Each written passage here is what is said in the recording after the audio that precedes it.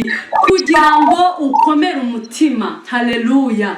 Ndagira ngo nkubwire yuko amasaha nkaya Imana imanuye igisubizo ku buzima bwawe. Ndagira ngo ngutangarize yuko ibyo wabonaga nk'ibikomeye Imana ije kubitangamo ingabo kugira ngo zibirwane bibi byoroshye ku buzima bwawe. Ibyo wabonaga nk'ibiteye ikibazo Imana ije kubihindura igisubizo. Ndagira ngo ngutangarize yuko Imana imanuye ubuvugizi ku buzima bwawe nkuko yamanuye marayika ukomeye kubera umugaba ingabo z'Abisiraheli. Ndagira ngo nawe nkubwire ngo ibyo ubona bikubereye inzitizi, uburwayi ubona bwari bumaje kukubera inzitizi, ibigeragezo ubona bimaje kukubera inzitizi, ndagira ngo ngutangarize ko Uwiteka amanuye igisubizo ku buzima bwawe. Aho uri hose, ndagira ngo aho uri hose umenye yuko Imana ije gutanga igisubizo ku bibazo ufite. Aho uri mu rubanza, Imana ije gutanga umuvugizi ngagutsindishirije. Aho uri mu burwayi, Imana ije gutanga ubuvugizi kugira ngo ukire. Aho uri mu bukene, Imana ije gutanga umuvugizi gukingura umuryango ku buzima bwawe.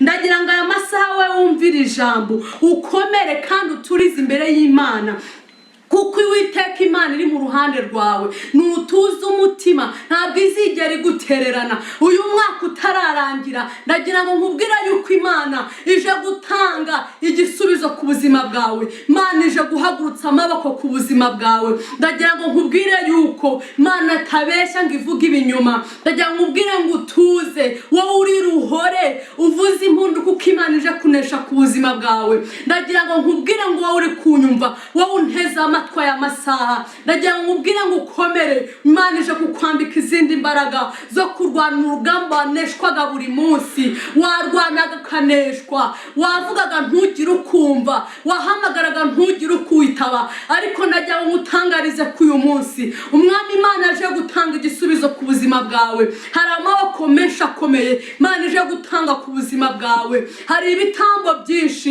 Imana ije gutanga ku bwawe. Ndagira ngo nkubwire ngo Imana imanuye igisubizo nkuko yamanuriye abamarayika, nkuko yamanuye marayika ku Bisiraheli. Niyo mpamvu nkubwire ngo nutuze kandi ukomere. Imana ije gutanga igisubizo ku bibazo wari ufite. Nutuze umutima, ahari kurira kwararira umuntu, ariko mu gitondo impundu zikavuga. Nukuri na nyuma ya zeri igikora. Ibyo ubona bikomeye, ibyo ubona bikuruhije umutima, ndagira ngo nkubwire ngo aya masaha ihererane nayo imanure marayika ku buzima bwawe azana igisubizo.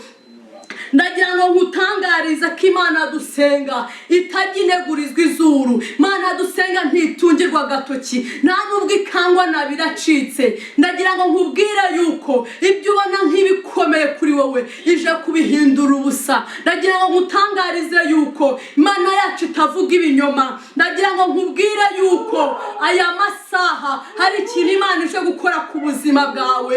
Nuvuge ngo haleluya. Ndagira ngo nkubwire yuko iyo akoze biriya, ibyo yakoze nibyo byari bikomeye, n'ibisigaye izabikora kandi na nyuma ya zeri irakora. Aho ubona birangiye, aho abantu babona ko ku buzima bwawe nta kubaho ugifite, ibintu byarangiye, aho abantu batangiye kukubwira yuko utakinesheje, aho abantu batangiye kukwereka yuko nta nzira zigifunguye ku buzima bwawe, aho abantu batangiye kuguca intege bakubwira ngo iyo Mana usenga, igihe wahereye usenga, igihe wahereye ujya mu butayu, igihe wahereye ujya mu nsengero, iyo Mana itagusubiza. Usenga ni Imana nyabaki, ariko nubwo yakuretse akanya gato ije kukugarukaho. Imana igisubizo ku buzima bwawe. Ndagira ngo nkubwire ngo nukomere, wowe warira gutuze, wowe wari wihebye utuze, wowe wiganyira gutuze. Uwiteka aje kukubera igisubizo. Imana ije gutanga igisubizo ku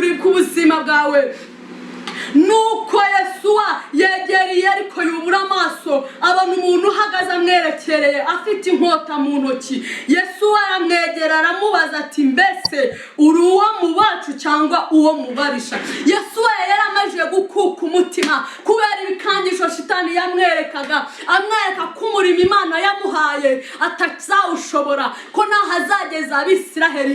Ariko ndagira ngo ngutangarize kuri iyi tariki, ndagira ngo ngutangarize uku kwa 12 mwaka utararangira, Imana ije gutanga igisubizo. Ndagira ngo nkubwire ko urugendo watangiye Imana ije kuguha ukurangaza imbere ngakubera umugaba. Niyo mpamvu nkubwire nkubwire ngo nukomere wo kugira ubwoba, we gukurwa umutima n'ibyo wumva cyangwa ubona, we guterwa ubwoba n'ibyo urebesha amaso yawe, kuko Uwiteka Imana wasenze ntabwo ari ikiragi ngo urebe gusubiza, nta nubwo ari igipfamatwi ngo ye kumva ibyo uvuga, nta nubwo ari Imana yanurwa imvura iguye cyangwa izuba ribaye ryinshi. Imana yacu ni inyamaboko, Imana yacu irakora kandi ikabigaragaraza. Nagira ngo nkubwire ngo utuze kandi utekane muri wowe, wakira ubutsinzi ku buzima bwawe, ubwire uko ajya mbwira uti kuva aya masaha ngiye kwakira ubutsinzi kandi Imana ijya kumanura umugabo ku buzima bwanjye.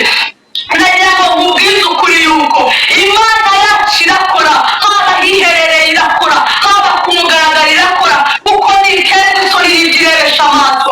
Nagira ngo nkubwire yuko Imana yacu ikora kandi igakora ibyo ikoze bikagaragarira amaso ya buri muntu wese. Ahari kurira ariko nakubwiye kwakurara, ariko uyu munsi ejo bugacya impundu zikavuga. Ni ukuri najya mubwira kuko inkoko yawe ikitarika amaherezo buzacya, imvura yabo itagwa niyo kubwanwa yarahise.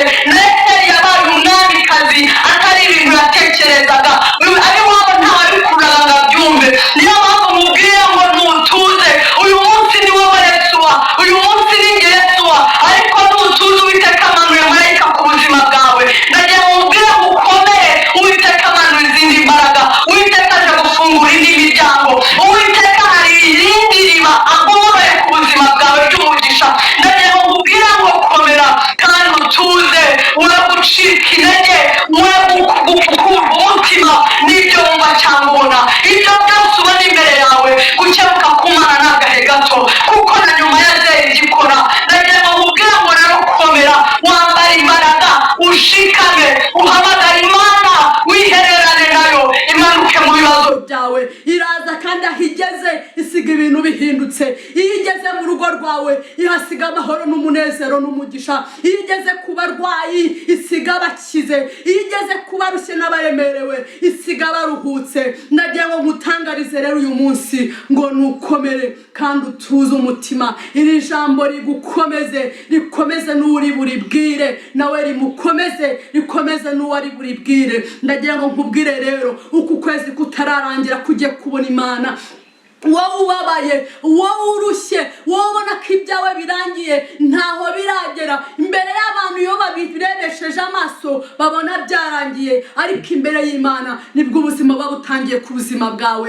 Ndagira ngo nkubwire ngo nutuze umutima. Aya masaha dusengana Imana, nawe uhamagara Imana imanuke mu bibazo byawe. Nuba mu byayo nayo iraba mu byawe. Wowe nukorera Imana utuje kandi ufite umutima wo gukiranuka, nayo iraza kuba mu byawe.